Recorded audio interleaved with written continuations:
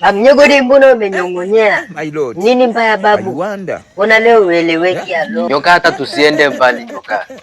Baba, shida ni hela. Hela hakuna nyoka, ndio maana nakwambia mambo hayaeleweki. Lakini mimi nilishakwambiaga babu Nyogodi, tukae chini tusuke mkeka. Odds zipo za kutosha. Kila siku nakwambia tudili huku kwenye kamari, wewe utaki. Kila siku unasema unataka ufanye kazi. Kazi ipi unafanya? Tukae chini tusuke mkeka wa uhakika. Odds zipo za kutosha, ni wewe. Sasa nyoka, huko unakotaka kunipeleka ndo sitaki.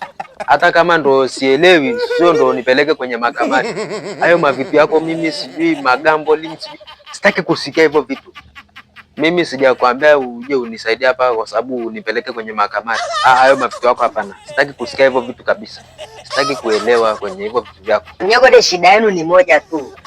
Shida yenu nyie kwanza ni millennials. Mnatudharau sisi majenzi. Unaona? Nakwambia tukae chini tutafute odi, wewe unakataa. Nyie mnapambana kufanya kazi. Unaamka kila asubuhi, unaenda kufanya kazi. Unalipwa mara 12 kwa mwaka. Mimi nikiamka asubuhi na suka mkeka wangu na beti uhakika. Unaona? Nyie mnataka mpambane na sisi tuingie kwenye mfumo wenu. Hicho kitu hatutakubali. Hatutakubaliana na huo ujinga pa Nyogode. Na ndio maana kila kitu sasa hivi mnafeli, mnazingua. Unaona kama si majenzi tunazingua. Sisi hatuzingui. Ndio ukweli ba Nyogode.